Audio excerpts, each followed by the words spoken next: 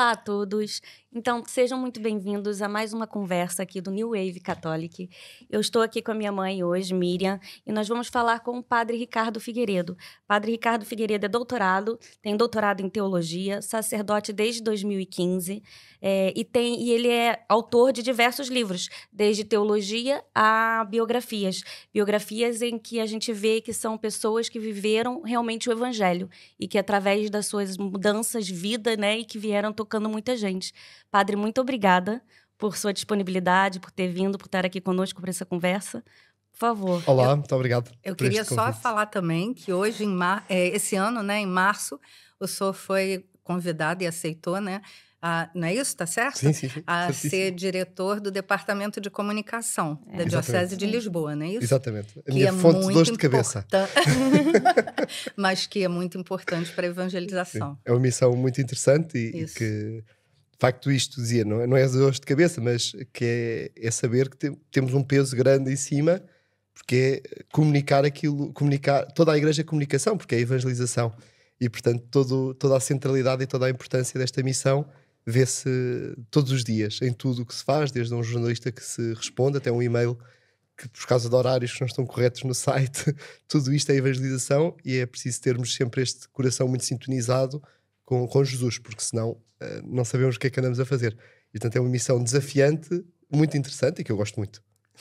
É muito trabalho, né, padre? Porque além de diretor, você também é vigário da paróquia também, né? Da igreja de Miraflores, né? Da paróquia de Miraflores, em Algés. E Cruz Quebrada também, são três igrejas. E ainda tem muitos livros também, escreve livros ainda até hoje ou não? Ainda tem alguns objetivos ainda?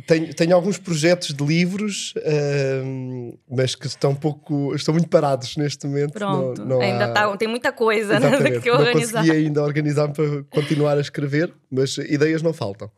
Pois é. E assim, um dos temas, pessoal, que a gente ia trazer aqui hoje é sobre o Carlo Acutis, porque é um dos livros que você escreveu, né?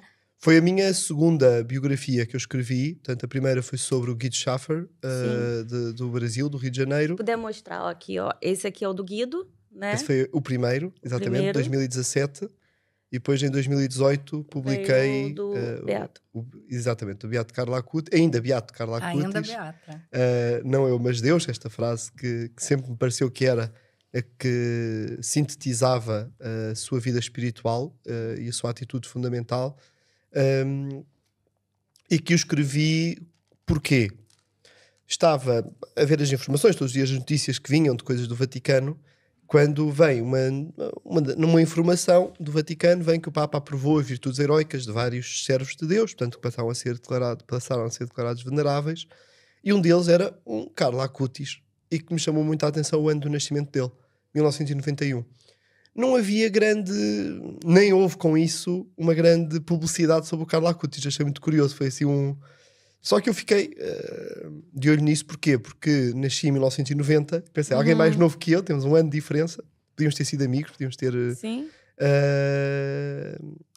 Portanto, que era da minha geração, portanto, podia fazer este caminho junto. Dizem, né, o santo, um futuro santo que a gente... Né, mas o santo de calça jeans, né, que a gente fala de calça de gangue. É da nossa geração, da minha geração, e este apelo, ele já é santo, então eu.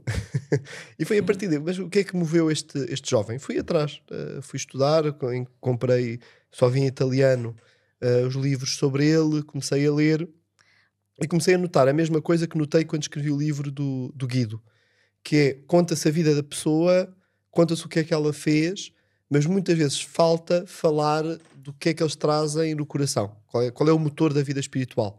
O que o moveu. Exatamente. Tanto que é aqui, quando eu escrevo o livro do Carlo, que eu ponho o cunho no título, no subtítulo de biografia espiritual. Portanto, a do Guido já é uma biografia espiritual, mas para mim ainda não era uma coisa muito clara do que é que era esta linha que eu estava a começar a seguir, porque foi o primeiro livro do Guido.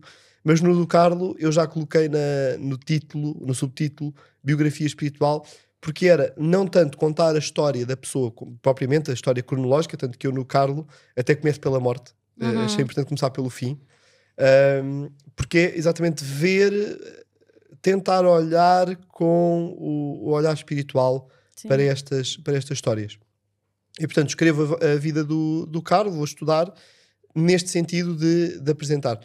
neste momento, e esta a edição, já não sei se é a quarta, a quinta edição, já está praticamente esgotada, e portanto agora até fizemos um compromisso até à canonização não fazer uma nova, portanto vou trabalhá-la porque já há aqui algumas coisas também que quero atualizar, porque, ou seja, nesta amizade depois espiritual, isto que nós dizemos todos os domingos na missa, quando dizemos que acreditamos na comunhão dos santos, é também esta comunhão espiritual que nós todos vivemos, todos os cristãos podemos viver com o céu e com os nossos irmãos que estão em purgatório.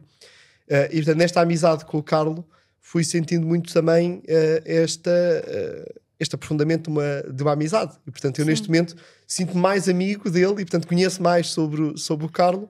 E portanto havia alguns aspectos da vida do Carlo que eu queria sublinhar, sobretudo o sentido sobrenatural da vida que ele muito sublinha e que eu queria agora. Portanto, à partida haverá uma nova edição para a canonização, assim eu tenho tempo para escrever, mas tem data já. Exatamente, portanto, está a contar o tempo para no dia 28 de Abril estar à venda a nova edição já do Carlo dia Acutis. 27 de Abril, né? Exatamente, dia 28, mas 28 é o dia a seguir. No dia seguinte já vai ter o livro estar aí para nas todo livrarias. mundo. Olha que maravilha. Espero eu. Sim, é um... Ainda não falei com o editor, portanto estou aqui a avançar a informação. Claro, ó, exclusivo. Eu acho assim, o senhor falou uma coisa tão interessante, né? Ser amigo dos santos, né? Essa intimidade que Jesus sempre buscou, né, nos amigos, nos apóstolos, né, e que busca nos jovens, e é isso que a gente tem visto também, né? Há uma coisa que muitas vezes tem havido ao longo dos tempos e sobretudo nas últimas décadas algumas formas de olhar para Jesus que perdem o essencial da vida de Jesus, não é? Quer dizer, no caso do Brasil, aquilo que é a teologia da libertação é claramente isto, não é? Pronto, temos cá uma teologia da libertação com boas intuições, a teologia da libertação, vamos por aqui simplificar, e peço desculpa pela simplificação, mas amar, não é? Portanto, aquela que fugiu e quer dizer, que lê a realidade com uma linha da marxista e etc., que é ver Jesus apenas como um transformador social, um revolucionário, etc., ignorando tudo aquilo que é a vida espiritual. O que você tem que fazer para essa mudança, né? Para essa... No centro de Jesus, no centro da vida de Jesus, e que os evangelhos nos mostram, é constantemente os momentos em que Jesus se retirava para rezar. Para a comunhão com o Pai. Sim. Para a comunhão trinitária. E este é que é o motor da vida espiritual. Não há transformação. Achei muito bem. O Papa Francisco publicou a Laudato Si, depois a Fratelli Tutti, e agora publicou a Dilexit Nos, em que diz, pronto, querem entender o meu pensamento social... está aqui, ou seja, no coração de Jesus. Sim.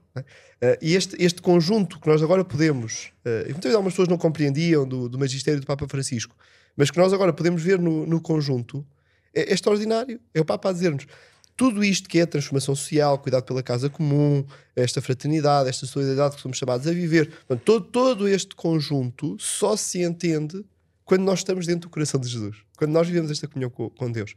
Isto é Jesus. É tudo aquilo que foi as curas que Jesus realizou, as transformações que Jesus apelou, tudo só se entende em Jesus a partir da sua comunhão com o Pai. E isto é a santidade.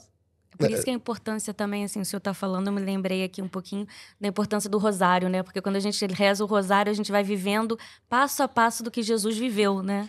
Todo este caminho, e o rosário e para nós portugueses, então tem uma importância fundamental pelos acontecimentos de Fátima. Que é muito curioso o que acontece em Fátima, e para mim é um paradigma do que é a vida espiritual. Porque o que nós vemos em Fátima são os pastorinhos em diálogo com a Nossa Senhora, mas depois, penso que é na aparição de junho, mas penso que já era de maio, agora peço desculpa, não fui fazer o trabalho de casa e não preparei, não estava à espera de dizer isto, mas em que diz que quando Nossa Senhora abriu as mãos e houve uma luz que brilhou sobre os pastorinhos, eles sentiram-se em Deus e começaram a rezar. O quê? Santíssima Trindade, Pai, Filho e Espírito Santo. Ou seja, mesmo a devoção à Nossa Senhora não para nela. Não é? A Virgem Maria é Mãe de Deus. E, portanto, pela Virgem Maria, sempre para Deus. Sempre nesta comunhão com a Trindade. E isto os santos são sempre expressão disto. Se nós paramos nos santos, e até... vamos dizer aqui, para os portugueses vem um bocadinho difícil, mas até se nós paramos em Nossa Senhora, estamos errados. Quer dizer, nós chegamos a Fátima, vamos em peregrinação a Fátima e Nossa Senhora está com as mãos em seta a apontar para o céu. Não é? E portanto, nós chegamos a Fátima e Nossa Senhora, vá, agora para Eu cima. acho que os santos, Nossa Senhora, né, principalmente acima, né, Nossa Senhora, mas são um exemplo de como chegar a Deus, né, de como chegar a Cristo, né? São exemplo na sua vida e são intercessores porque já estão junto de Deus. Sim. E nós, portanto, pela santidade e pela comunhão dos santos, nós fazemos esta experiência, também já nós participamos, né? Ainda muito distante, ainda com muita luta e muita dificuldade. Mas o céu está aberto para nós. Né? A Eucaristia é a minha autoestrada para o céu, dizia o Carlo Acutis. Né? E, portanto, nós em cada Eucaristia fazemos já esta experiência da eternidade, fazemos já esta experiência da comunhão com Deus. Né? E a mim ajuda muito quando digo mistério da fé, em que a Assembleia está a responder, eu gosto sempre de olhar para a Sagrada Hóstia e lembrar-me, está aqui Jesus e está aqui a Santíssima Trindade. Sim. Temos aqui, está aqui, diante, neste altar, este gesto, como diz o Carlo Acutis, que é só Deus para se lembrar disto. Ele era muito apaixonado pela Eucaristia, né? É o coração dele. O coração dele foi sempre, sempre eucarístico. E é esta presença e esta comunhão eucarística, que até tem aquele momento engraçado no início, quando ele era muito, muito pequeno, que ficava na igreja a rezar e o pároco lá da igreja achava estranho a pensar, ele está aqui a aprontar alguma. É uma criança ali assim tão quietinha diante do sacrário, ele deve estar ali a pôr ali algumas bombinhas, algumas coisas Já para fazer. Depois percebeu, não, ele estava mesmo a rezar. Sim. Estava mesmo em comunhão com Jesus. Sim.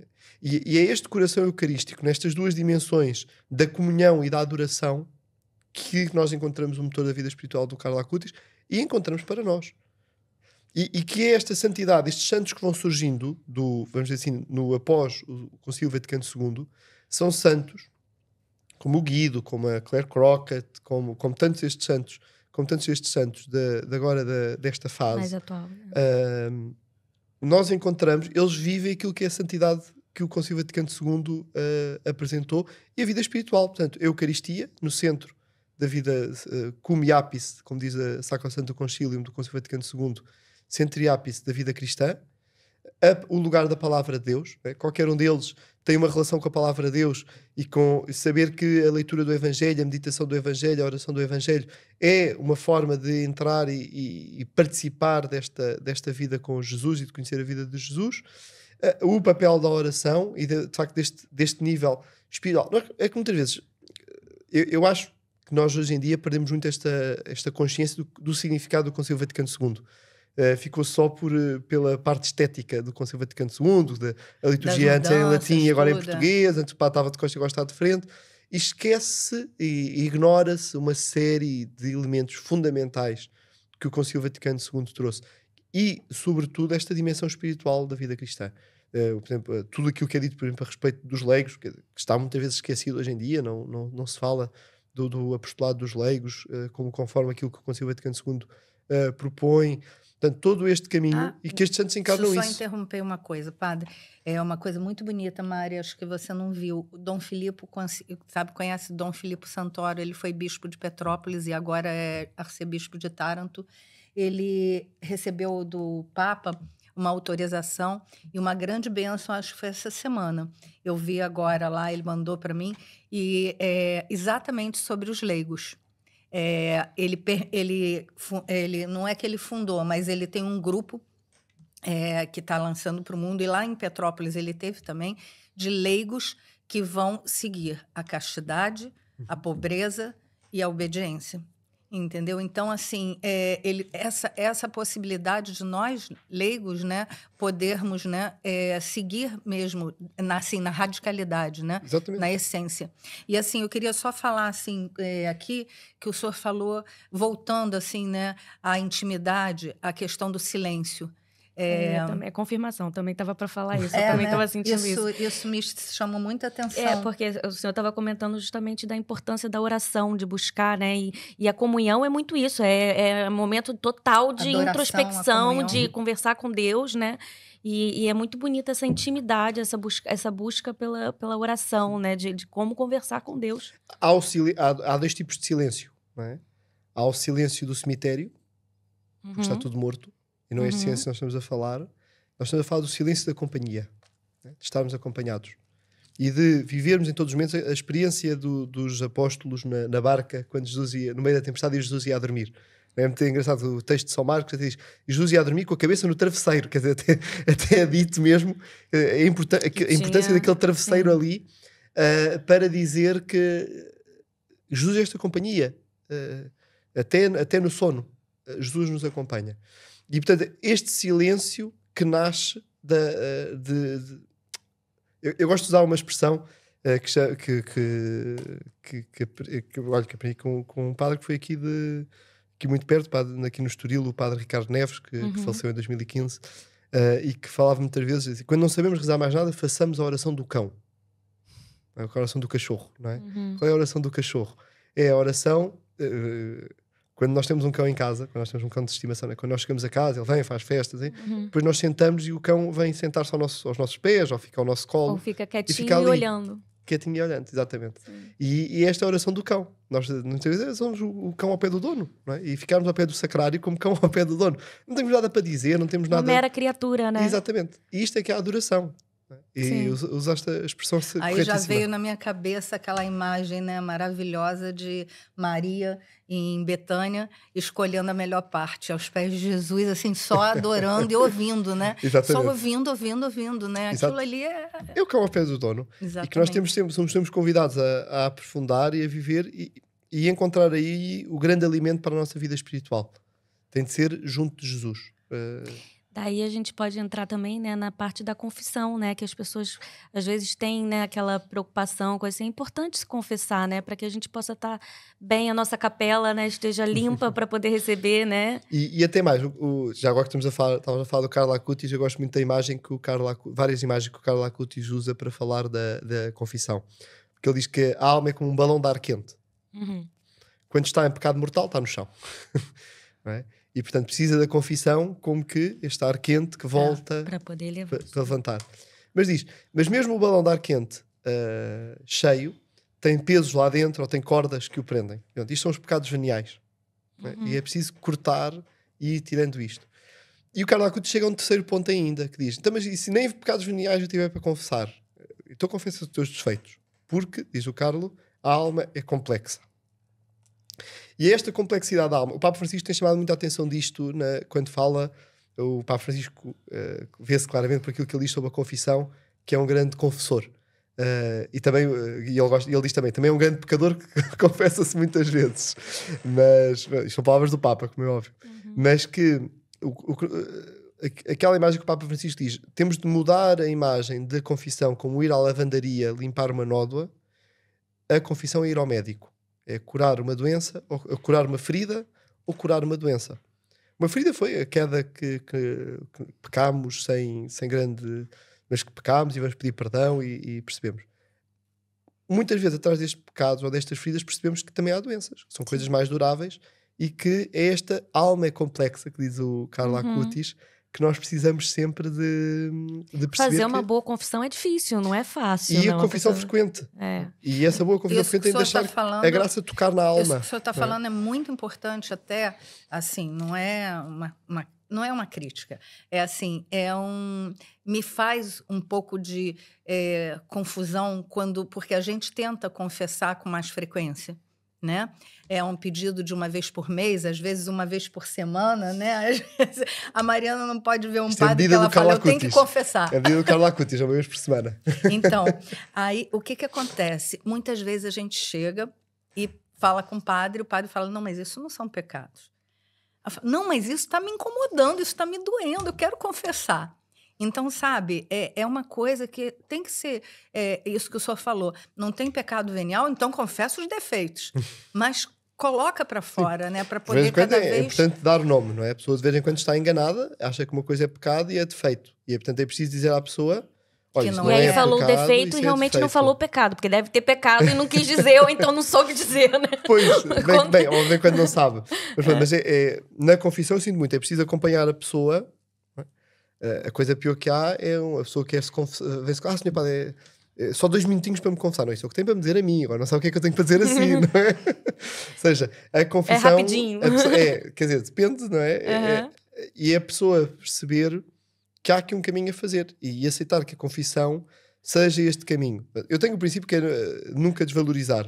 Não, os e pecados, é um momento sobretudo tão... nas crianças. Nós nas crianças não temos a criança quando vem, pronto, A gente- confissão, contam coisinhas, que até nos dá vontade de rir, mas nunca nos podemos rir da confissão de uma Claro. criança, ainda que seja uma coisa. Mas se ela está a dizer aquilo, é porque aquilo é importante para ela. Sim. E isto é a formação da consciência. Num adulto, já não é tanto assim, já não podemos estar. Mas é ajudar a pessoa a perceber: olha, isto não é um pecado, ou não é um pecado grave, é um pecado venial, ou não é um pecado venial, é um defeito. Pá, mas qual é o caminho para fazer isto? E este segundo passo é que nós muitas vezes vemos o sacramento da confissão apenas como um sacramento do passado. E é verdade, tem uma dimensão Também, do passado. é. Mas é sobretudo um sacramento futuro. Porque, aliás, no ato de contrição, nós pedimos, fazemos o propósito de não voltar a pecar. Não voltar a pecar. Portanto, é um sacramento que nos lança também para o futuro. E não voltar a pecar não é pelas nossas forças, ou porque agora vou fazer aqui um exercício. É com o auxílio da vossa graça. Com o auxílio da graça Quando de Deus. você fazer peca, isso já é um outro pecado. Na próxima confissão, você tem que falar: olha, eu falei que não ia pecar e já tô voltando aqui, já é o primeiro pecado. Eu gosto. Foi a primeira falha. Deus conhece-nos, e quando nós vemos a aliança que Deus fez com Abraão, no livro do Gênesis, vemos que portanto, a forma de assinar o contrato era cortar os animais ao meio, e quem ia assinar o contrato passava pelo meio, que era dizer: vamos fazer este pacto, este contrato entre nós, se eu não o cumprir, que me aconteça isto, não é? Que seja cortado ao meio e morto, não é? E Abraão prepara lá em cima do rochedo todos os animais para fazer a aliança com Deus, não é? Mas no momento de passar no meio dos animais, Deus adormeceu Abraão.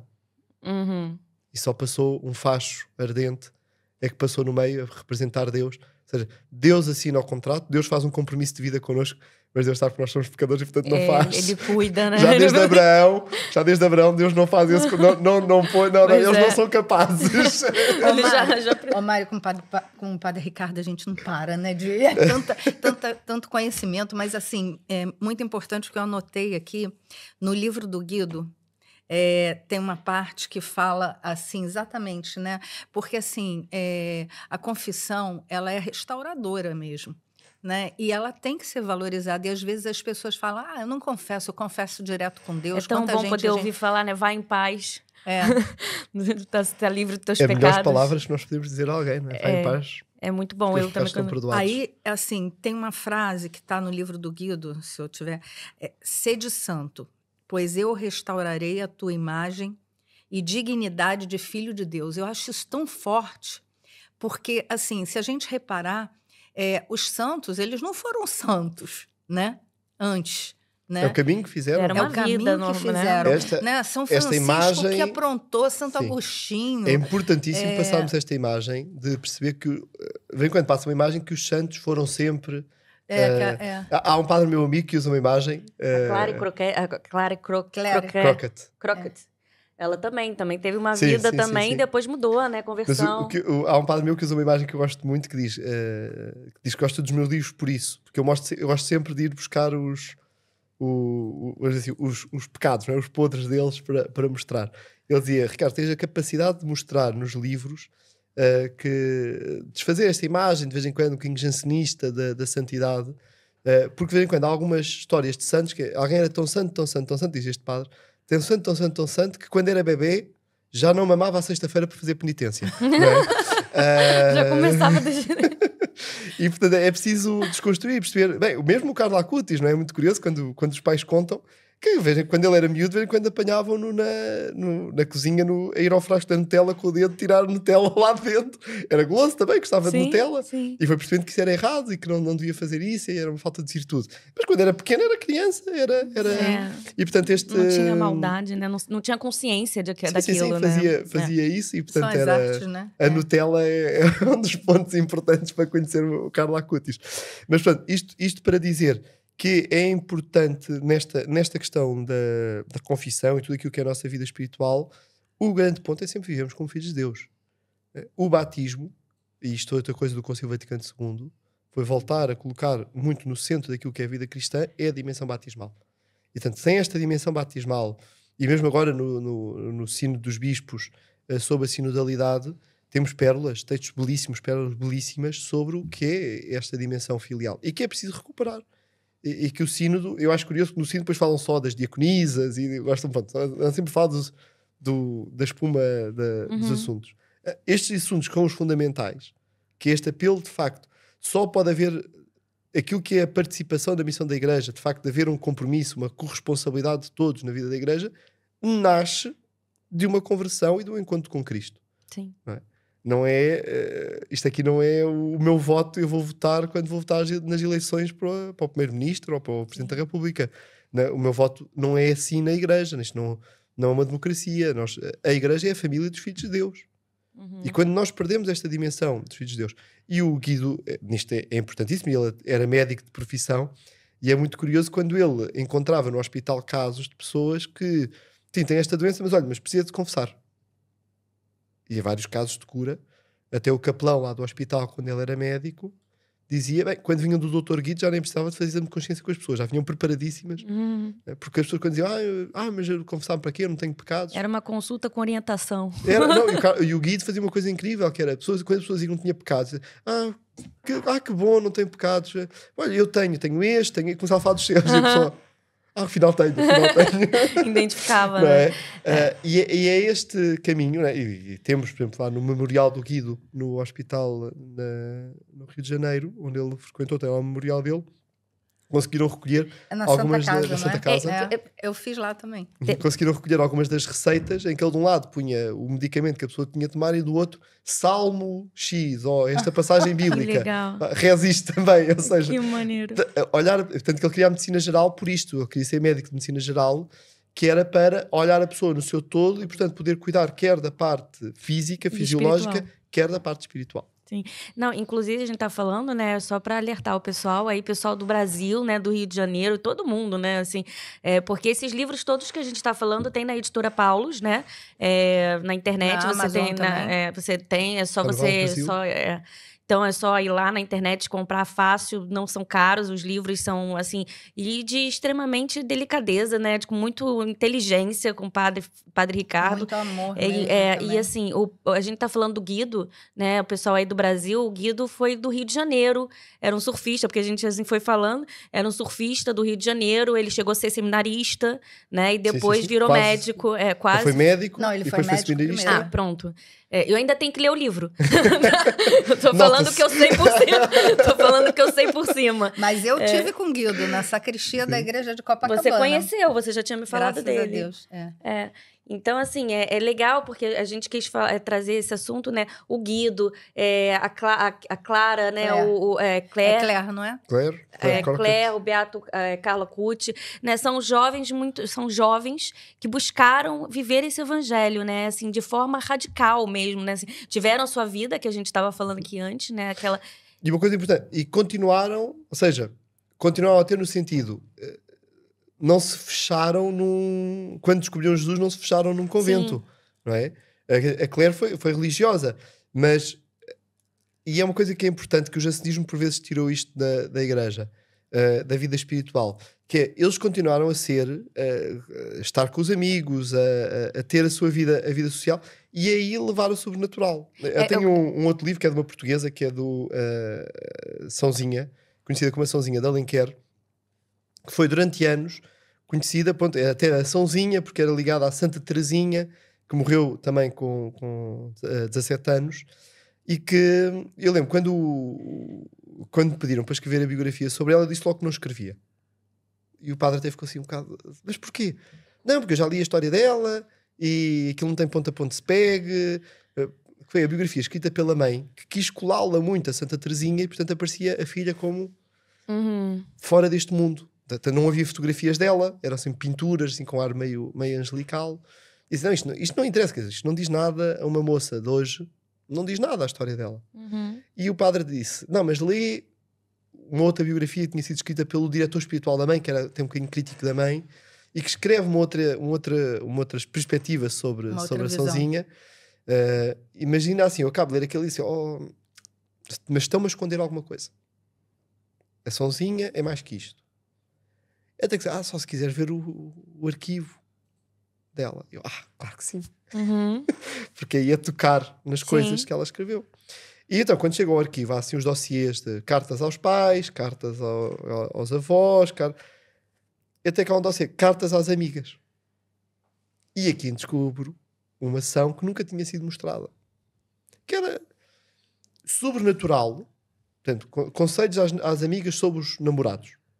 Sobrenatural, mas ao mesmo tempo totalmente moça, totalmente real, menina. né? Real. Tem uma coisa que eu achei curioso na altura, que nunca tinha dado conta, coisas da psicologia feminina, que eu não sabia, que era, é impossível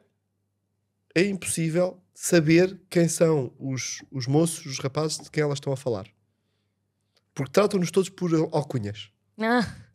E depois eu vejo com algumas moças, sim, não, nós nas mensagens nunca pomos o nome deles.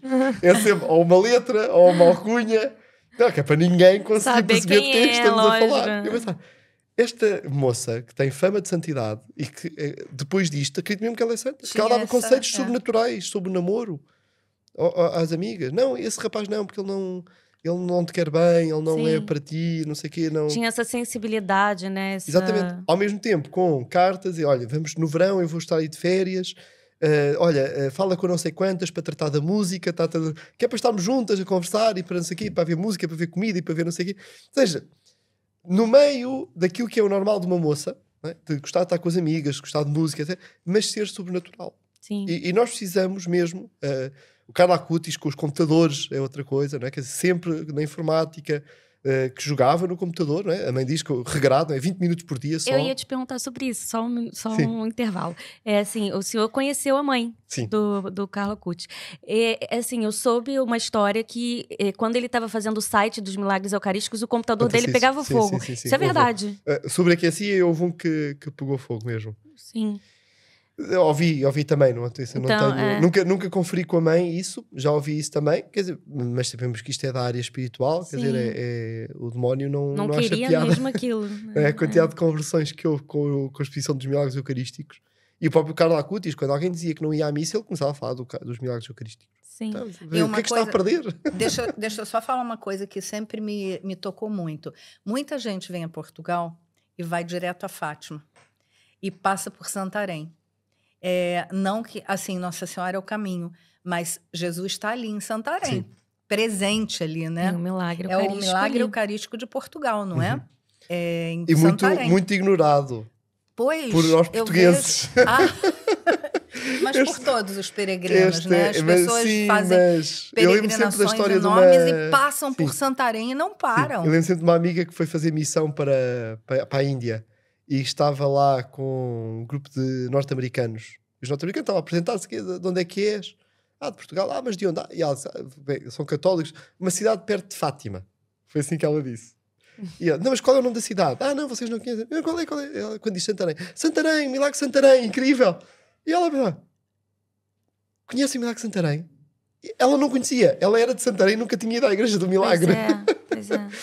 Nós portugueses temos um grande problema, que é o céu gosta muito de nós, dá-nos coisas incríveis, mas nós ignoramos completamente. Isso é da humanidade, né? Eu completo aí, eu acho que é da humanidade. A gente também lá, né, no Brasil tem Nossa Senhora Aparecida, que também hoje em dia é muito reconhecido. O Brasil também é um país bastante católico, Santa né? Dulce, mas sempre tem essa parte, mas aqui em Portugal Fátima reduz-se ao santuário. A mensagem de Fátima não é conhecida. A irmã Lúcia, quer dizer, o que é que se sabe? O que é que se aprofundou da vida espiritual da Lúcia? A irmã Lúcia também está para se tornar santa, né? Sim, está em processo. Já é venerável. Mas o senhor falou uma coisa, realmente as pessoas vão a Fátima e quando o senhor fala de conhecer a essência, de conhecer o interior e conhecer a vida, quase ninguém vai a Justrel. Sim. Que é onde eles viveram, é a família, é a casa, é o que eles faziam, as ovelhinhas lá, né? O dia a dia. Aquela normalidade, que é uma coisa muito engraçada, que é a 27 de setembro de 1917. Sentar ao lado do poço. Consegue-se ver isto tudo? Em 27 de setembro de 1917 vai a Fátima o padre Formigão. Ele já tinha ido a 12 de setembro, mas como era o dia da aparição, não foi, depois foi lá uns dias mais tarde. E ele, portanto, vai falar com a Jacinta e com o Francisco e depois vai à casa da Lúcia. E enquanto está à espera da Lúcia, fica a conversar com a mãe, com a tia Rosa. Enquanto vão chamá-la. E ele deixou-nos o que é que foi esta conversa. Que é graças a Deus ele guardou aquilo porque é um texto maravilhoso. Em que ele fica a conversar com a mãe. Portanto, mas a sua filha assim, não, é igual às outras. Reza tão pouco como as outras e só quer brincadeira. Que lindo. Incrível! É isto, não é? Ou seja, a mãe da Lúcia nunca disse eu acredito em ti. Mesmo viu o milagre do sol, viu tudo, e nunca foi capaz de dizer eu acredito em ti. Nunca. E uma das coisas era esta. A Lúcia tinha a convicção que a mãe era santa, não... E porque era uma mulher de facto sincera e fiel e rígida, né, nos princípios. Rígida nos princípios, sim, mas depois muito terna no carinho com a filha. Sim, não disse. Quando a filha vai para o Sardão, para o Porto, para sair de Fátima, diz, ela vai, mas se não estiver bem eu vou buscá-la. Não é? E tanto a Lúcia, mesmo no momento desfigado, escondeu sempre também que não estava bem, para a mãe não sofrer. Portanto, era muito terna ao mesmo tempo. Só que aquilo era... para mim, o grande resumo... ou duas coisas, que é quando se despede dela, quando ela vai para o Sardão, em Leiria, diz, vai minha filha, que se é verdade que viste Nossa Senhora, vais ser uma santa, mas se é mentira vais ser uma desgraçada. Sim. Já tinha havido um milagre do sol, e a mãe tinha visto. E o último diálogo com a filha, que é quando ela faz os votos perpétuos de Doroteia, em que a Lúcia pergunta à mãe, mas já acredita em mim? E a mãe diz-lhe, filha, é tudo tão grande. Este mistério imenso da proximidade, não é? Quer dizer, pensar, uma filha que viu Nossa Senhora. Eu quando falo com a mãe do Carlo e quando estou com a mãe do Carlo, dizer, filho é santo. Ou com a Nazaré, com a mãe do Guido, não é? Com a Nazaré tive um momento muito bonito, que foi quando eu fui ao Rio de Janeiro e estava com a mãe, e a mãe assim, sentou-se assim a olhar para mim e disse, padre, agora percebo porque é que o meu filho tinha de morrer. Ver o que o padre está a fazer, dar a conhecer a vida do meu filho, as histórias de jovens que se aproximam de Deus por causa da história do meu filho. Eu percebo que ele está a fazer agora muito mais por Deus que se faria. É mais uma vez a história, né? A parábola da semente que precisa morrer para frutificar. Exatamente. E foi neste contacto assim, ou quando foi aqui na JMJ, que veio a mãe e os irmãos do Guido e uma amiga, a Tatiana, e fizemos ali uma conversa, um diálogo com eles, e tínhamos à volta de 500 jovens no auditório, estava cheio, quer dizer, havia mais para entrar, só que o auditório estava cheio, não deu para ir mais pessoas, e que era ver uma série de jovens, surfistas, todos a chorar ao ouvir aquela história, que é ver, é isto que está aqui a acontecer, esta santidade tão perto, não é? Tão perto, é? Pensar uma mãe, teve um filho que esperou 9 meses dentro dele, agora viu nos altares. Quer dizer, é uma coisa de uma grandiosidade, né? É muito forte. E a mãe da Lúcia... É uma grandiosidade sem ser... Não é de orgulho, antes pelo contrário, é de responsabilidade. É de responsabilidade. E é esta grandeza da nossa total, fé. Né? Porque eu acho que é um pouquinho a gente... Maria, né? A primeira de todas, né? Que, assim, que viu o filho sofrer, passar por tudo. Conviveu com ele, né? Teve ali. Isto que é muito bonito no filme do A Paixão de Cristo, Mel Gibson, quando é o encontro de Maria com... Eu choro sempre a ver aquilo. Mas pronto, eu sou piegas. O encontro de Maria com o filho a caminho do Calvário, não é? Em que faz aquele flashback com ele menino. E é esta proximidade, mas Jesus ficou connosco, e voltamos assim um bocadinho ao Carlo, Jesus ficou connosco como? Transformou um bocado de pão e um bocado de vinho, comida mais da dieta mediterrânica, a coisa mais comum em qualquer mesa, transformou a coisa mais corriqueira, mais comum, mais básica, transformou no seu corpo e no seu sangue. E este é o grande mistério da nossa fé. E se nós perdemos esta noção, e isto é a santidade, se nós perdemos esta noção de que Deus entra, e Deus entra no cotidiano, se nós perdemos esta noção, perdemos tudo. E é esta consciência, mesmo na questão da oração, Senhor Padre, não consigo rezar, mas porquê? Porque não consigo parar, não consigo ter aquele momento. Sim, que se estás à espera de ter sempre os anjos a cantar, incenso e um oratório do século XVIII para conseguir ter vida de oração, nunca vais conseguir rezar. Eu, às vezes, estou rezando no trabalho, eu estou fazendo, vou rezando. Há momentos em que precisamos daquele silêncio, etc., para parar, aquele momento forte. Mas a maior parte da nossa vida de oração é feita no correr do dia-a-dia, nas dificuldades. Entrando nesse ponto que o padre falou, é uma coisa que eu ia perguntar para o senhor, inclusive tem tudo a ver com o tema, assim... A gente teve ontem numa palestra, né, assim, que era pró-vida. né? E assim, os jovens estavam tinha bastante jovem, e eles estavam animados e assim, se sentiam um pouco até, eu até me senti em comparação, porque quando eu era na faculdade eu também me sentia assim, um pouco ET, porque a gente é tipo um pouco diferente dos outros, né? Assim, somos ETs. E eles estavam falando, poxa, o que eu posso fazer? O que eu posso, no meio de tantas pessoas que pensam o contrário de mim, e que eu sou o ET, que eu sou o errado, como é que eu posso mudar? Como é que eu posso... Qual é o primeiro passo? Como é que... Estavam se sentindo perdidos nesse sentido de... O que eu faço? Como é que eu posso fazer para mudar isso? Foram jovens... não foi um, não. Então, alguns. Sim. E assim, então, assim, acredito que temos muitos jovens aqui, assim, querendo mudança, né? A gente percebe isso quando vai na igreja, na missa dos jovens, né? Ou então em grupos jovens. Temos jovens na igreja, assim. Sedentos, né? E bastante jovens. E querendo ajudar e querendo mudar. Só que a gente, às vezes, não sabe. Eu me coloco também no meio, né? A gente não sabe muito como fazer, né? A gente tentou, assim, montar... Muito simples. Uma palavra, amizade. Muito amigos de Deus e muito amigo dos outros. Sim. Não é? E tanto serem estes elos de ligação. Tá bem? Muito amigos de Deus, proximidade com Deus, amizade com Deus. E amigos que levem a Deus. E amigos dos... também. Amigos dos outros. Não falar os outros para Deus. E também. aqui... Sim. É importante ter os amigos que levam a Deus, né? Assim, mas não podemos estar à espera deles. Tá bem? Aqui estou a falar para alguma pessoa que está a ouvir, em concreto, e portanto é dizer a essa pessoa, tem de ser muito amiga de Deus e muito amiga dos outros para falar para Deus. Naturalmente depois vai-se formando aquele grupo de amigos em volta. Exatamente. Mas o Guido consegue perfeitamente ter as duas dimensões. Não é? Tem o seu grupo de amigos de vida de fé, etc. Mas ele era o grande motor e levou muito, e teve muitos amigos que se tornaram amigos que levam a Deus porque ele os levou em primeiro lugar a Deus. E a partir daí, até há aquela história muito, muito curiosa, né? Daquele amigo com quem teve com o Padre Jorjão, e o Padre Jorjão, está a namorar, e o seu namoro é casto. E ele ficou logo assim com um choque destes o que é isso, não é? Quando o Padre Jorjão também assim, é provocador e agarrou logo ali e tornou-se hoje um dos grandes apóstolos do Guido. Eu lembro. E é esta dimensão que nós precisamos. Portanto, mas a palavra-chave é amizade.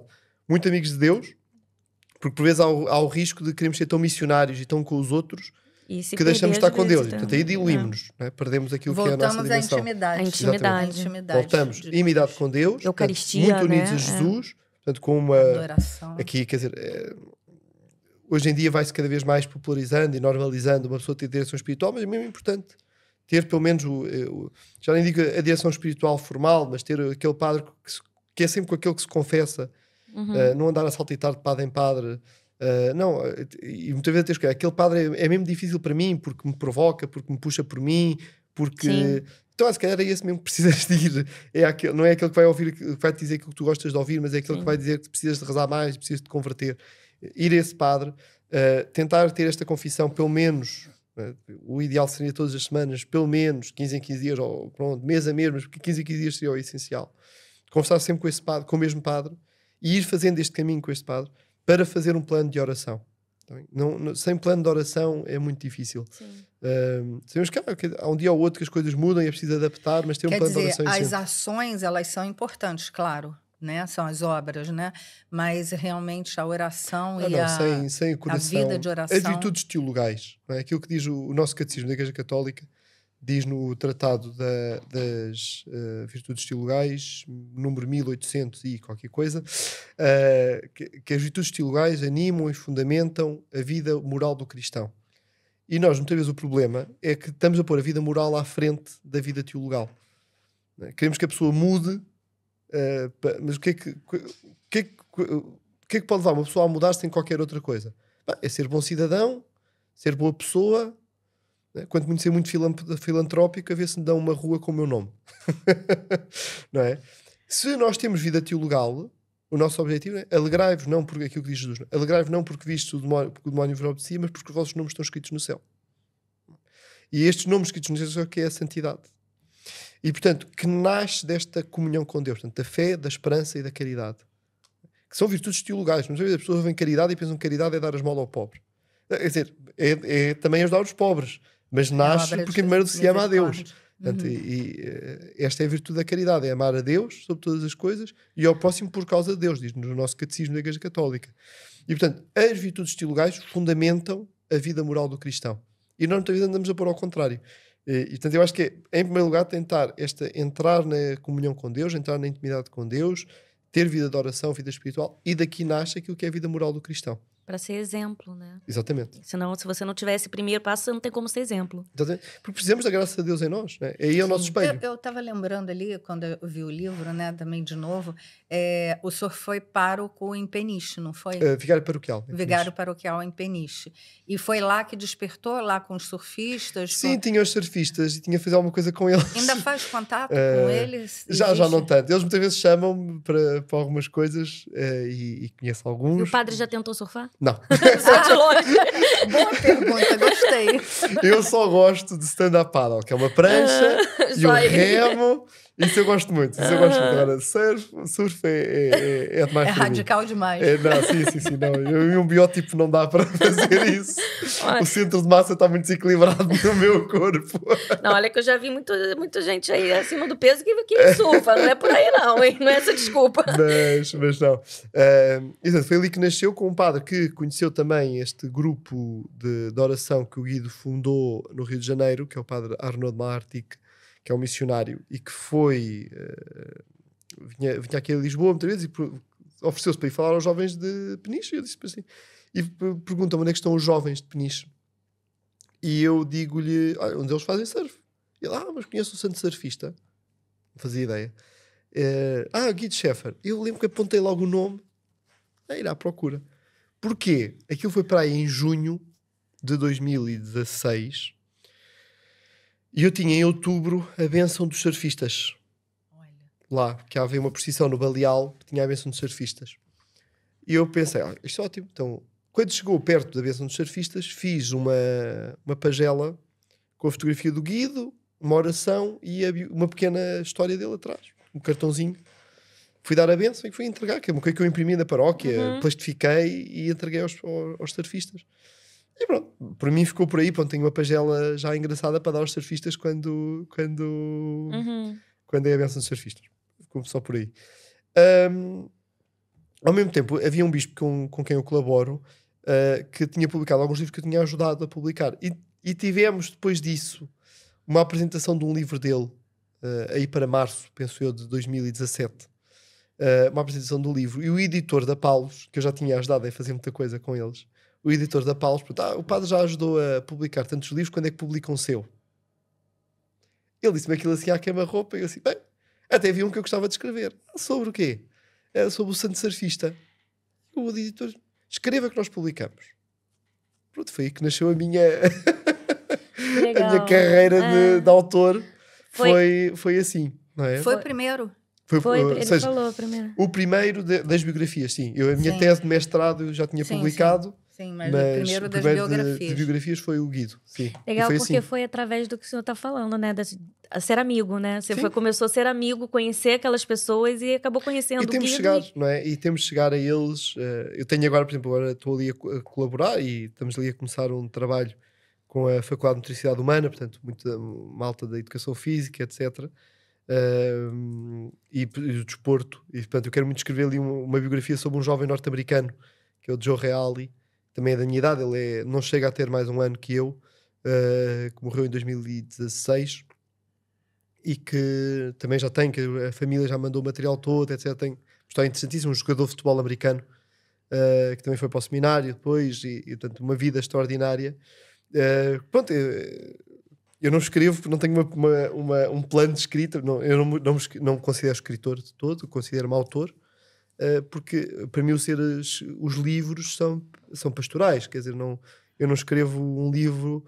Quando há pessoas têm críticas a alguns livros porque não tem uma história que prenda. Eu assim, também não quero escrever nenhuma história que prenda, eu quero uma história que converta. E tanto é que tem tanta doutrina e tem tanto pontos de vida espiritual. A gente consegue reparar nisso com os temas dos seus livros. Sim, realmente são todos esse objetivo. Esse é o meu objetivo. Eu não escrevo para o apostolado. Puramente para o apostolado, que para mim é a minha vida toda é ser sacerdote. Sim. Não é? E portanto não é ser não almejo mais nada que isto e antes pelo contrário. Espero que seja sempre assim. Portanto, tem de ser uma vida.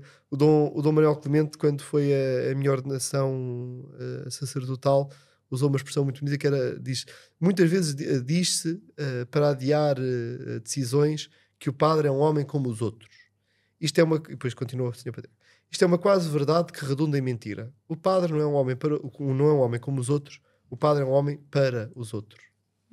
E portanto, a responsabilidade é grande também. A vida do sacerdote tem de ser isto. É tudo aquilo que eu faço, desde que acordo até que durmo. E mesmo enquanto durmo, é ser uma vida para os outros. E portanto não pode haver outra lógica. Né? Exatamente. Serviço.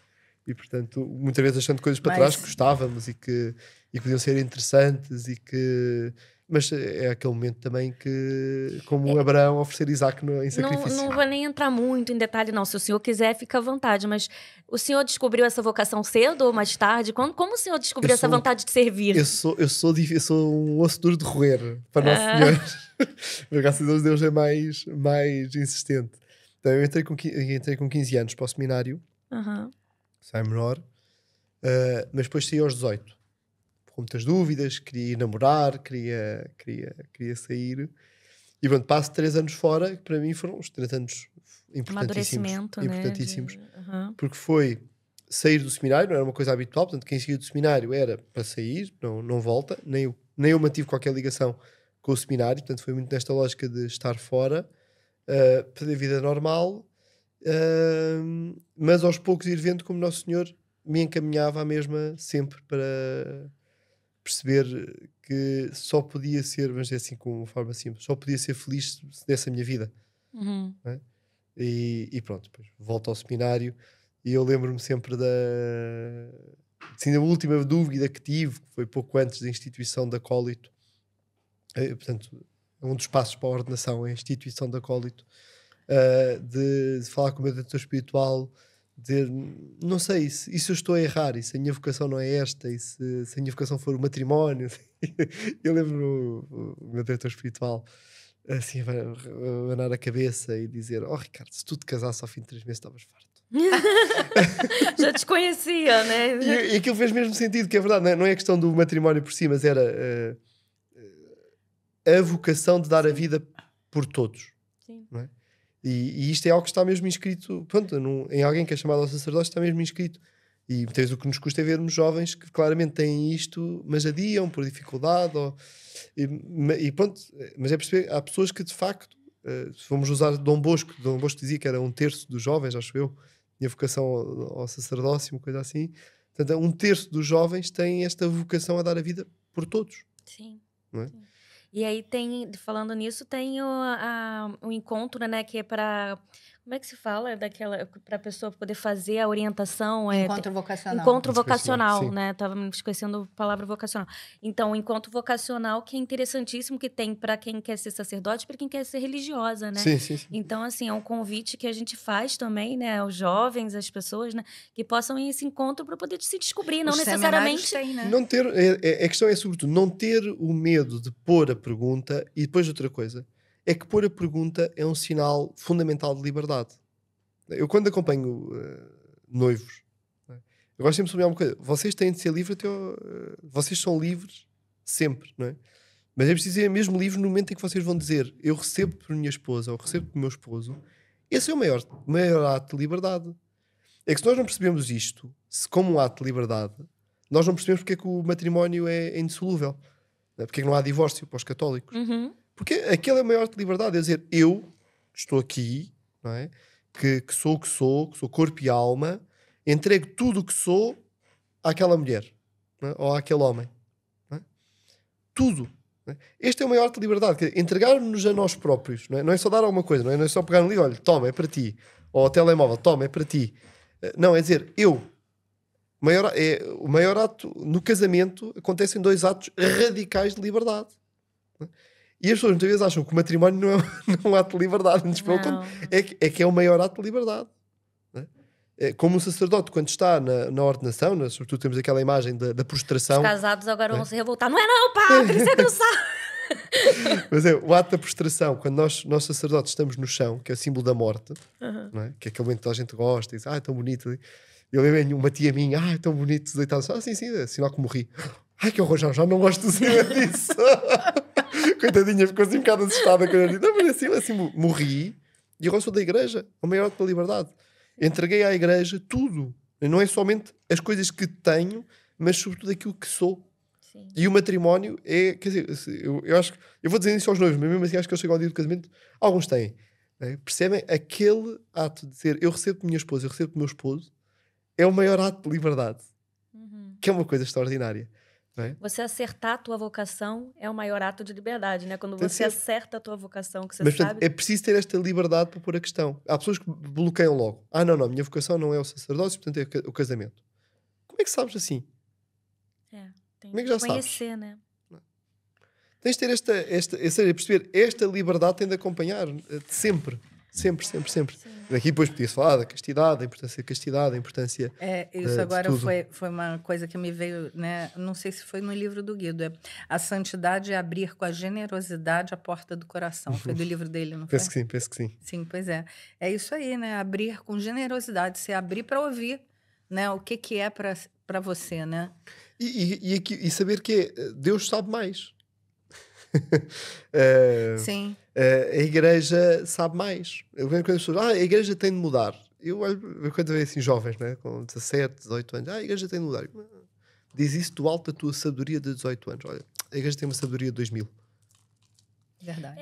Curiosidade, padre, assim, a gente estava falando aqui, por acaso foi uma pergunta de um dos nossos seguidores, que a gente colocou algumas perguntas, e eles, foi assim, o Beato Carlo Cucci, ele tinha irmãos, não tinha? Não. Não? Portanto, os pais não conseguiam ter mais filhos, queriam, mas não conseguiam ter mais filhos. O Carlo diz que, antes de morrer, diz, a mãe vai voltar a ser mãe, faz uma profecia,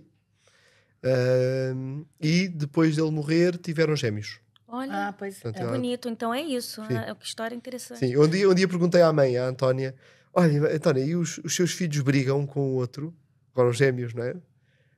Brigam muito. Sim, para ver qual deles é que orienta o terço. Que legal. E é isso que eu ia perguntar isso. Eles vivem uma vida de fé. Portanto, os pais reservam-nos muito, porque são os irmãos do Carlo Acutis. Sim. E pronto. Reservam-nos muito, como é óbvio. Mas sim, vivem, têm uma vida legal. Porque a própria família do Carlo converteu-se, não é? Portanto, a mãe em primeiro lugar, porque eles não tinham vida de fé. Ele foi batizado ali muito pela pressão dos avós, não é? Depois teve uma ama que contrataram para tratar polaca, não é? A Beata, ainda por cima tem um nome engraçado, que rezava com ele e falava de Jesus, e portanto ele aqui começa, e quando a mãe começa a pôr questões difíceis à mãe, a mãe leva a um padre. Olha, posso dizer que o meu filho, para o senhor padre tirar dúvidas? Então, tudo começou um pouquinho com essa ama, né? Que Sim. foi que começou a dar foi esse amor. Foi uma pergunta de Foi uma das perguntas de uma das seguidoras que eu ia colocar. Ela perguntou em que teve essa ama, né? E o que se deu da ama, né? Ela tá, hoje em dia, não sabe. Não sei. Pronto, mas ela era polaca e foi ela que começou esse... Sim. Bom, mas uma promessa, vamos procurar saber? Eu posso perguntar à mãe. Tenho aqui um WhatsApp à mãe do Carlos saber. Será respondida. Contato direto.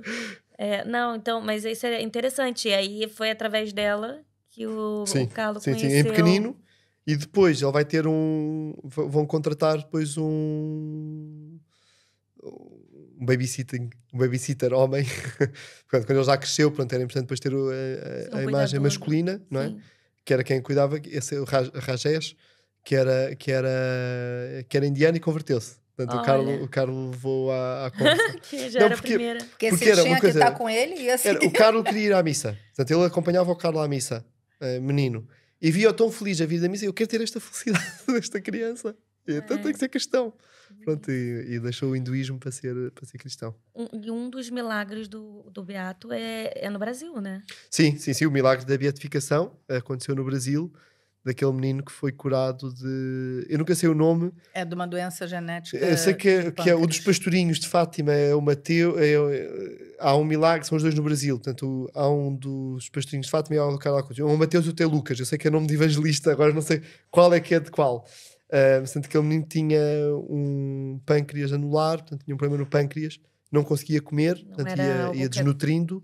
não era curado, não tinha Exato, cura. não tinha Não tinha cura. cura. Ele comia, vomitava. E quando.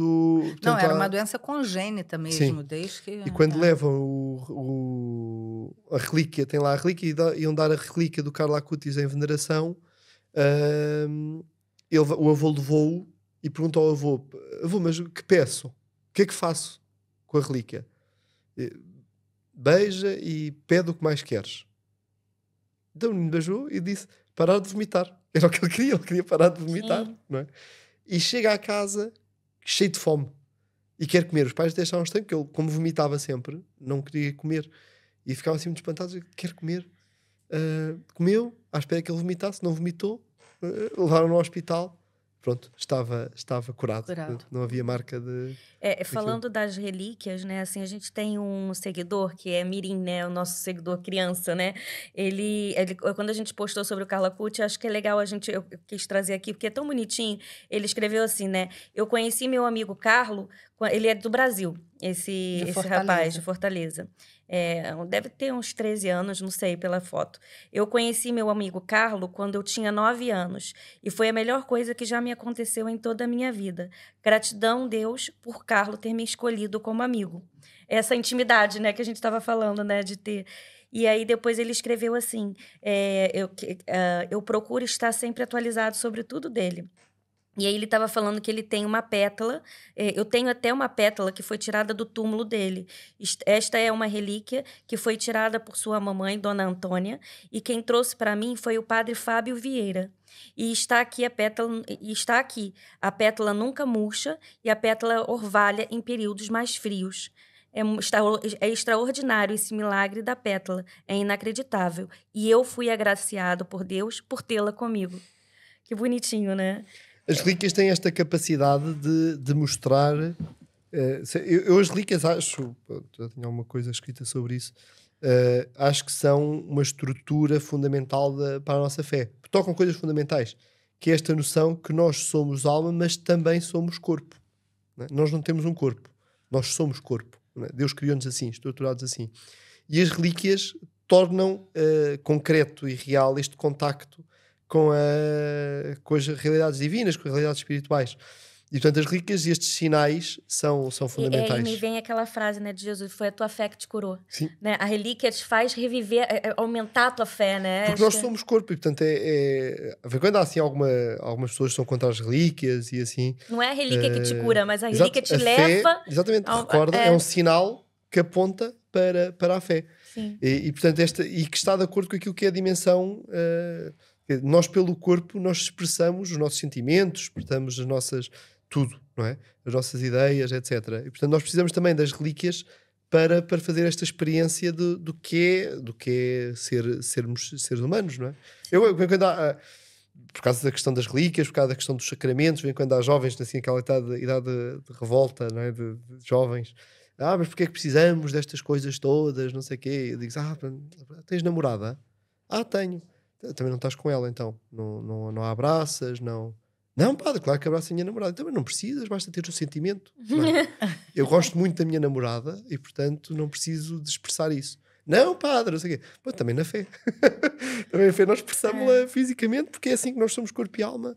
E, portanto, nós expressamos fisicamente. E, portanto, as relíquias estão ao serviço de uma coisa, a meu ver, é preciso refazer e retomar e repensar e refundar a devoção das relíquias. Porque houve um tal afastamento, mas assim, da reflexão teológica, que as relíquias tornaram-se muito uma coisa só pietista, só de piedade. E precisamos voltar a dar-lhes lugar. Quer dizer, ser normal ter relíquias nos nossos altares, não é? Não deixar que seja superstição, né? Exatamente. Tem muitos católicos, eu vejo isso, sim, que caem um pouquinho nesse erro, né, da superstição. Porque... Isto tem havido agora, pronto, pelo menos em Portugal, já temos 2 relíquias de primeiro grau, do Carlo Acutis. São muito este sinal de um retomar, e é bonito ver quando estas relíquias têm surgido. Há peregrinações lá a estas igrejas, uma delas, a outra a relíquia ainda não está pública, mas há logo peregrinações. As pessoas precisam objetivação da fé e da nossa crença. Como foi aquela questão, né, do tocar o manto de Jesus para ser curado, né? Tocar o manto. E aí foi Né? quando ele disse, foi a tua fé que te curou, Sim. né? E os sacramentos são isto. Os sacramentos temos sempre de ter consciência que os sacramentos são estes toques de Deus em nós, na nossa alma. Tem alguma frase que é do próprio Beato Carlo Acutis em relação à busca da santidade para os jovens? Alguma coisa nesse sentido? Sim, há várias frases, a que eu gosto mais dele, que aponta muito nesse sentido, é todos nascem como originais, muitos morrem como fotocópias. Isso é muito bonito, eu conheço. E esta é a maior marca, portanto, esta originalidade é este plano de Deus para cada um, que é a santidade. Não é? Portanto, esta frase que para mim melhor traduz aquilo que é... Sejamos originais, exatamente. né? Sejamos... Não é só ser Teve fotocópia. uma história, pelo menos eu li, só confirmar, que quando ele foi se confessar um pouco antes de morrer com um sacerdote, virou-se, depois que terminou a confissão, falou para a mãe, seu filho é santo. Não tenho. Eu li isso num artigo que ela há aquele último vídeo dele que ele, portanto, depois de ele morrer, que a mãe vê lá os vídeos da câmara de filmar e descobre aquele último vídeo que ele grava antes de morrer, que ele termina a dizer: tenho 70 quilos e estou destinado a morrer.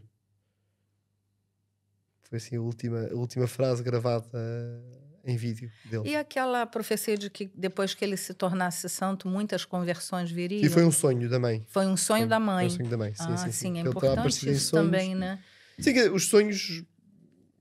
Até como a Sonzinha, os sonhos das mães dos santos, eu gosto muito. Quando vem com o António, também com a Nazaré, não é nada contra as mães dos santos, mas sabemos, ou seja, são coisas bonitas, importantes, não sei, porque pode haver ali uma parte afetiva muito envolvida. Tem que ter o discernimento, né? Sim. Através do Espírito Santo é que se descobre isso, sim. né? Eu, como já fui teólogo de uma causa de beatificação, sou mais, acho que temos de ser muito criteriosos e temos muito sóbrios isso é muito importante, é até importante falar aqui, né? Porque a gente está falando muito de relíquia, de santos, não sei, mas a igreja tem uma responsabilidade muito grande com quando se diz que vai ser santo, quando se diz, né, é um processo, não é assim, né? A igreja sabe que está em jogo tudo aquilo que ela é, inclusive quando declara alguém dizer santo, que isso é um milagre, né? Se passa ali cientistas, é tudo muito estudado. Sim, é um procedimento que está definido desde o século XVIII e que se tem usado desde o século XVIII aquele procedimento. Portanto, pensar que o Papa João Paulo II beatificou e canonizou mais do que todos os papas anteriores todos juntos, não é? É perceber que houve muitos processos nestes últimos 50 anos que passaram por este crivo, que é um crivo muito apertado, muito forte, muito rígido, e que, portanto, todos os milagres que passaram por ali estão verdadeiramente comprovados. Sim. Não é? E sempre com aquele critério de médicos católicos, médicos ateus, portanto, isto tem uma série de passos, como para o reconhecimento das virtudes heroicas da pessoa. Sim. Portanto, o que eu trabalhei foi na parte do processo das virtudes heroicas, de uma figura,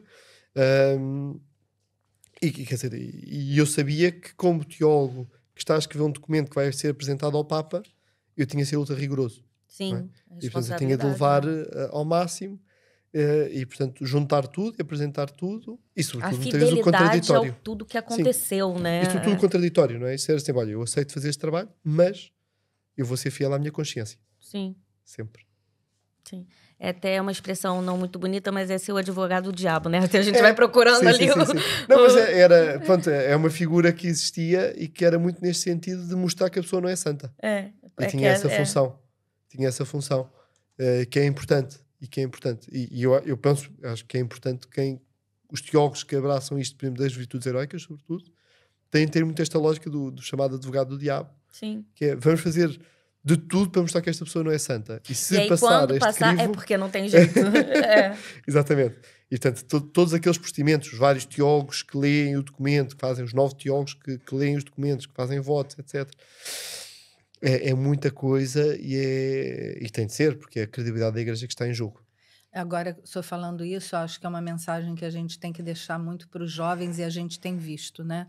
Que os jovens, eles estão buscando uma coisa que me vem muito forte, que São Tomás de Aquino já falava, né? A verdade. A verdade é uma coisa, hoje em dia, como tem tanto, né, fake news, tanta coisa assim, a verdade, ela realmente tem convertido, sabe? Quando você busca a verdade, né? Aquele que é o caminho, a verdade, né? E a A vida. verdade está na Bíblia, né? São as palavras de Deus, né? Sim. Ali que está a verdade. E no Mais testemunho de vida, né? Mais do que a Bíblia. É muito bonita a forma... Nós habituámos muito à forma grega de dizer verdade. Não é? Verdade em grego diz aletheia, e a aletheia quer dizer o que não se esquece. Portanto, letheia, portanto, o rio Letes, por exemplo, quando é nas descrições do Hades, é o rio do esquecimento, não é? Para onde passavam as almas no esquecimento. Portanto, a aletheia é aquilo que não se esquece. E nós ficamos muitas vezes com uma noção apenas intelectualista da verdade. Não é? Quando o termo hebraico, e que nós repetimos várias vezes ao dia, espero eu, na nossa vida de oração, que é amém, portanto, tem a mesma raiz de verdade, emuná, em grego, em hebraico, e é muito mais do que isto, é um confio. Amém é o confio. Assim, não é assim seja? Assim seja, eu confio, vai ser assim, e portanto é uma relação. E quando Jesus diz, eu sou o caminho, a verdade e a vida, se a verdade não é então um conhecimento a adquirir, mas é uma pessoa, então quer dizer que é uma relação. E nós só podemos chegar à verdade através da relação com Jesus. Aquilo que vamos, no dia que estamos a gravar, estamos quase a celebrar a solenidade de Cristo Rei, que vamos celebrar que vamos escutar no domingo de Cristo Rei, e eu vim para dar testemunho da verdade. Este é o reinado de Cristo, é dar testemunho da verdade, que é testemunhar esta verdade de Deus, que é a relação com Deus. E portanto nós sabemos que a verdade é sempre uma verdade connatural. É uma experiência que nós fazemos porque estamos dentro. Não somos espectadores a ver uma coisa que está fora de nós a acontecer na nossa vida cristã. Mas a gente tem que viver o evangelho, exatamente. Né? É um teodrama, é o drama de Deus, é a dramática de Deus, é a história de Deus. Deus é o protagonista. Inclusive, a gente falando isso, veio assim, né? Quando os jovens perguntam, né? O que a gente pode fazer? Eu sinto um ET, tem tanta gente que é contra ou que pensa completamente ao contrário de mim. E o padre disse, né? Seja amigo, né? Esteja ali e viva o evangelho, porque é o teu testemunho, é você ver. E agora, se vai acontecer, o resultado, aí já não é conosco, é com Deus. Graças a Deus. Né? Deixa pra ele, né? Deixa pra ele, deixa pra Deus faz outra... as contas. né? Então, assim, a gente não tem que se preocupar com o resultado ou se vai mesmo converter aquela pessoa ou não, porque aí já é ser chato. Sim. Você não tem que ficar querendo converter ninguém, você tem que viver o evangelho, né? Mostrar, e depois a pessoa toma as suas decisões, faz as suas conclusões, dá os passos que quer dar. Sim. Bom. Já vamos há muito tempo. E se deixar também a gente vai indo. Uma longa conversa. Vamos então finalizar, né? Assim, vou pedir uma bênção pro padre e uma oração para todo mundo que está assistindo. Só para finalizar, quero agradecer todo mundo que esteve até aqui conosco. Obrigada. Continuem seguindo, deem seus likes, comentários, compartilhem. Próximo, a gente tem aqui os livros, está na Editora Paulus, na Amazon também. Comprem, vale a pena, são livros muito bonitos, que eu também vou começar a ler alguns aqui já tenho aqui já reservado. Muito obrigada, padre, mais uma vez, por estar aqui.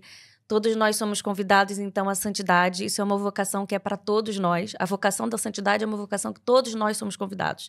Então, vamos buscar isso cada vez mais. Eu acho que aqui tem grandes exemplos nos livros do padre de como seguir e de que também não é tão difícil assim se a gente viver realmente o evangelho, né? Tentar viver cada vez mais em oração e nessa intimidade, que foi falado muito aqui também. Padre, já tem data para a primeira jornada da comunicação? Ainda não. Bom, mas então vamos aguardar, né? Sim. Estar preparados para participar. Esse ano de 2025, que está já próximo, né?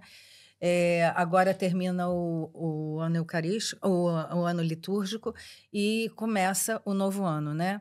E o tempo do advento. Então, a gente começar já pensar em 2025...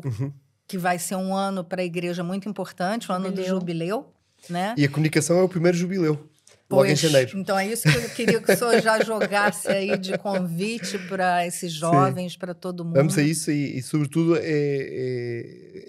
termos consciência que a comunicação é algo que diz respeito a todos, porque Jesus disse a todos, ide por todo o mundo e anunciai a boa nova. E, portanto, é algo que todos os cristãos têm de ter muito, muito no seu coração e sabermos aquela imagem que o Papa Bento XVI usava na mensagem para as comunicações de 2009, penso eu, como antes os missionários partiram como saíram aqui de Portugal para ir evangelizar o Brasil, e partiram pelo mundo na evangelização. Hoje há um continente que precisa ser evangelizado, que é o mundo digital.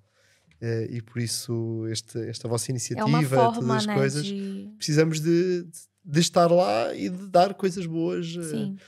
Muitas vezes ficamos toldados pelo mal e pelas coisas más que existem, etc. É verdade, há coisas más, mas então a nossa resposta, e a resposta de Deus sempre a todos os momentos de crise e de dificuldade, é a santidade. E, portanto, essa é a resposta de Deus. Deus não tem outra resposta para os momentos de crise. Fiquem ligados, porque eu sei que para o ano que vem também vamos ter viagem aí junto, né? Vamos falar muito de... Peregrinações. Não vou dar spoiler não, mas a viagem com as peregrinações, junto com as irmãs do Instituto Resid, junto com o Padre Ricardo, vamos organizar, vamos ver. E aí depois, mais para frente, a gente vai dando as informações mais certinhas, né? E dia 27 de abril... Canonização Carla Acutis. De Carla Acutis. A gente falando de comunicação, e né, tens digital. aqui o grande exemplo. Muito bem. Então, terminamos com uma oração e pedimos ao Divino Espírito Santo que os nossos corações, que a vida de todos os que passem por este episódio de podcast, para que seja sempre neste rumo à amizade e à intimidade com Deus. E pedimos isto pela intercessão da nossa Mãe do Céu. Ave Maria, cheia de graça, o Senhor é convosco. Bendita sois vós entre as mulheres, bendito é o fruto do vosso ventre, Jesus. Santa Maria, Mãe de Deus, rogai por nós, pecadores, agora e na hora da nossa morte. Amém. Senhor Deus, abençoe todos aqueles que escutam e guiam e querem fazer este caminho de santidade, em nome do Pai, do Filho e do Espírito Santo. Amém. Amém. Obrigada a todos e até a próxima.